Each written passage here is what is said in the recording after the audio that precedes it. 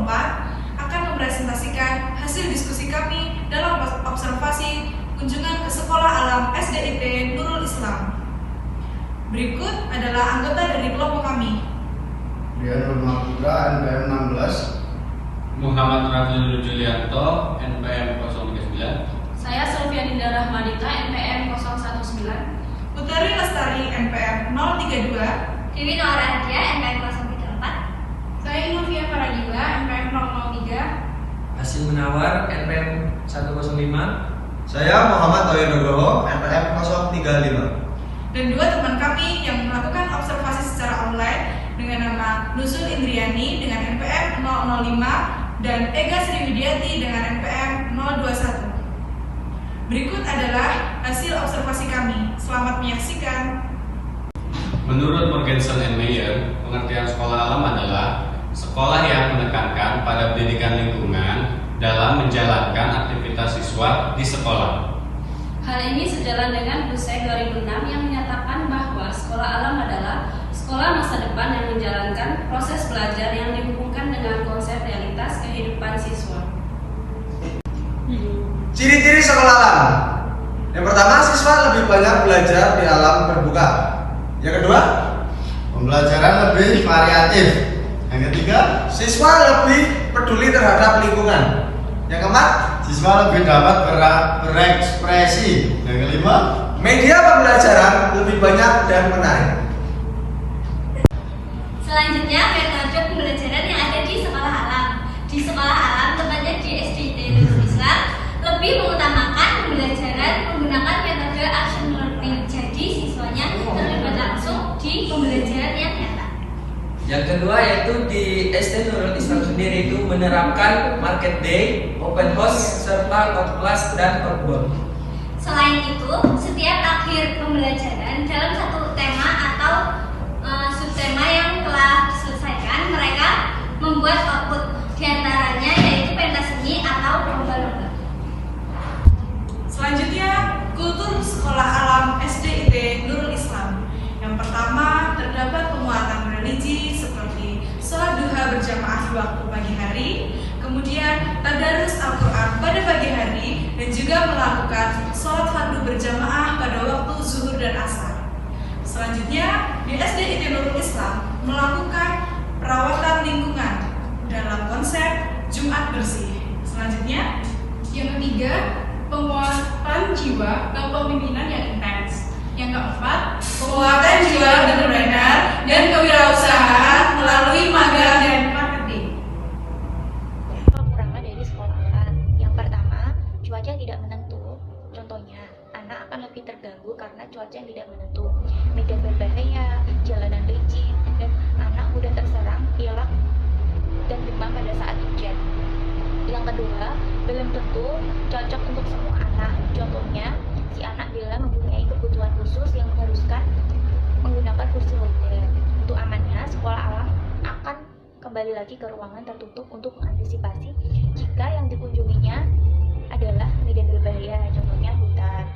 Yang ketiga, masalah kebersihan dan keamanan. Contohnya, anak akan memang lebih terlatih untuk lebih tangkas menjaga keseimbangan. Contohnya seperti memanjat dan waspada terhadap lingkungan sekitar. Namun, ia juga rentan dengan cedera hingga terluka. Yang keempat, tidak mengikuti kurikulum yang contohnya anak jika disekolahkan di tempat sekolah dasar negeri, mereka memiliki kurikulum yang khusus dari pemerintah, akan tetapi beda dengan sekolah alam dituntut untuk lebih mandiri dengan dirinya sendiri. Di sini saya akan menyampaikan tentang kelebihan dari sekolah alam. Yang pertama, membebaskan keinginan kreatif anak sehingga anak akan menemukan sendiri bakat dan kemampuan yang dimilikinya. Yang kedua, konsep pembelajaran dengan cara sambil bermain cenderung menjadikan pemahaman mengenai sekolah bukanlah beban, melainkan hal yang menyenangkan. Yang ketiga, guru atau tenaga pengajar sekolah berbasis alam memiliki akhlak yang baik, kreatif, inovatif, dan mampu memberikan rangsangan perkembangan atau menjadi partner yang baik bagi anak-anak atau remaja lainnya. Yang keempat, metodologi pembelajaran yang diterapkan cenderung mengarah pada pencapaian logika berpikir dan inovasi yang baik dalam bentuk action learning atau praktik nyata. Yang kelima, Sekolah alam juga menyediakan kelengkapan pengadaan perpustakaan yang baik dan buku-buku rujukan dari berbagai sumber yang dapat dipertanggungjawabkan. Yang keenam, sangat ditanamkan di sekolah ini adalah bahwa pada dasarnya semua makhluk berkewajiban untuk belajar. Pengertian belajar tentu saja tidak hanya berada di kelas atau mempelajari satu pelajaran tertentu. Belajar dalam konteks toleransi sosial juga penting. Yang ketujuh, sekolah yang berbasis alam di lingkup berbagai macam pepohonan yang ada di sekitarnya.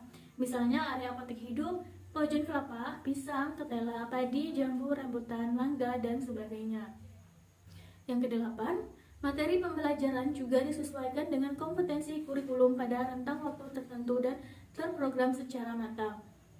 Yang kesembilan, untuk mengukur sejauh mana inovasi murid publik, maka sekali dalam satu semester atau 6 bulan sekali biasanya diadakan evaluasi. Misalnya evaluasi pasca penanaman benih jagung yang sudah panen atau konkretisitas hasil pertukaran berupa kayu untuk ruang tamu. Yang ke-10, anak lebih mandiri. Contohnya, si anak lebih mandiri melakukan suatu terpacu untuk belajar mandiri.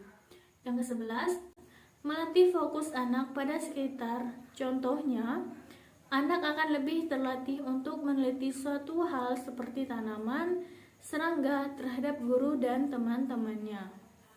Yang ke-12, meningkatkan rasa percaya diri terhadap anak. Contohnya, anak akan lebih bisa berani di alam terbuka, menata diri ketika terjadi menghadapi suatu hal yang tak terduga. Yang ke-13, saat menambah kecakapan sosial, contohnya, anak bisa menambah kecakapan sosial saat bekerja dengan teman. Ia bisa saling membantu mengevaluasi jalan licin atau mengumpulkan contoh tanaman bersama teman.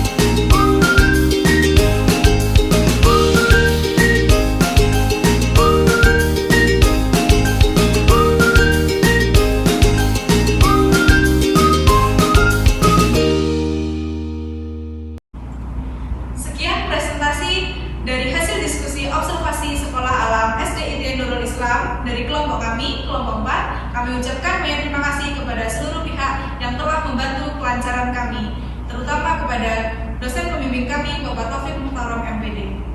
Sekian dari kami ucapkan banyak terima kasih.